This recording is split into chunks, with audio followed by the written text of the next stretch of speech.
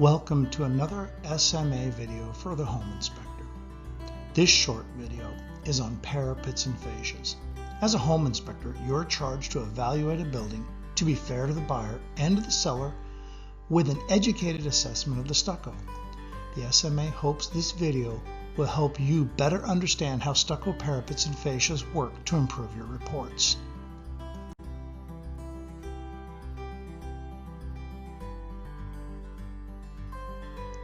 Parapets are considered a top-of-wall condition without a substantial overhang or eave that typically affords some extra protection.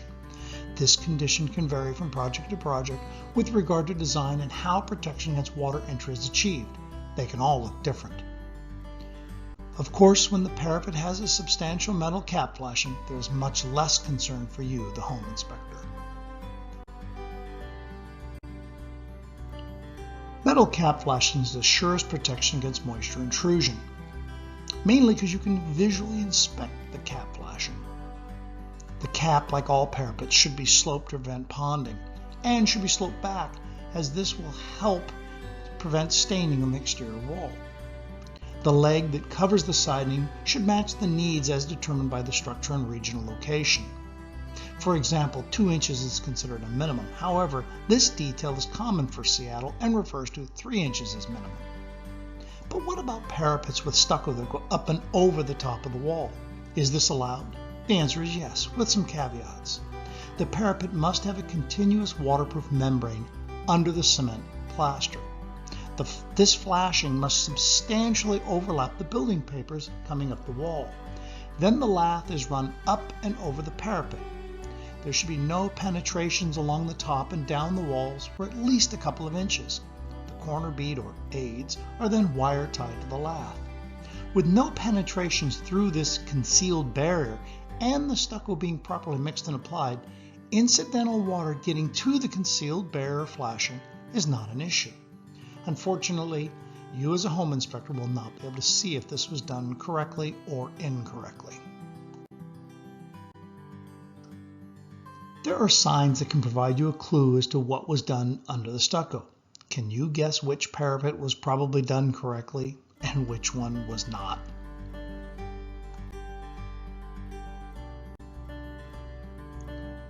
While the metal cap flashing is always preferred as it provides verifiable protection, moving the flashing to under the cement membrane is proven to work when the proper precautions, as noted before, are taken. The issue is if the top of the cement parapet cracks excessively. This can allow more than just incidental water in and potentially overwhelm the system.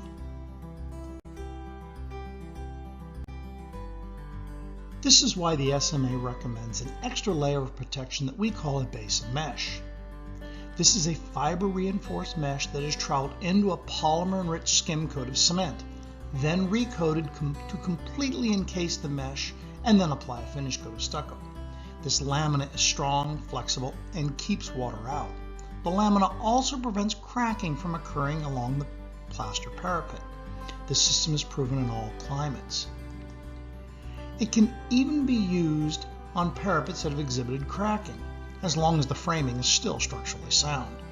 It is preferred to wrap the parapet over the top and down the walls if possible, but covering just the top of the parapet can also work. Another less expensive option is to use an elastomeric coating instead of the lamina. This rubber-like coating seals and is flexible. However, it will need to be inspected and replaced every few years.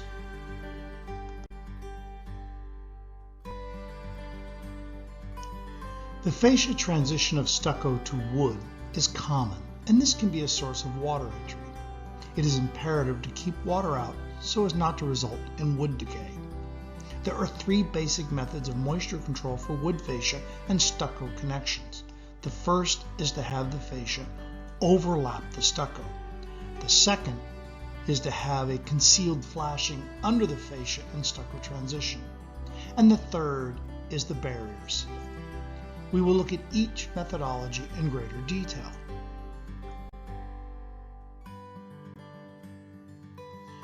The overlap principle is pretty simple. The fascia must overlap the stucco. This overlap directs water down and prevents it from entering the system. The concealed principle relies on the flashing paper under the fascia to be properly overlapped with the building paper or house wrap. The water travels down, and any incidental water that is anticipated to get at the wood and stucco transition is taken care of by the concealed flashing. It can handle small amounts of water. The third method requires a casing bead and a sealant joint. The seal is flexible and keeps any water from getting in. Unfortunately, as a home inspector, you'll have a hard time verifying the first two principles, but it should be noted that they can and do work.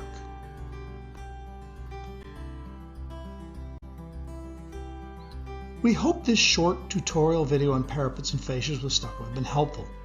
You should note that repair materials should be verified as compatible to each other before use. Your SMA certified contractor can be of assistance to you in this area, as well as your SMA member manufacturers. Please know your regional association and the SMA are here to help you with assistance on all stucco related issues. We hope that you will click like and subscribe as new videos are forthcoming.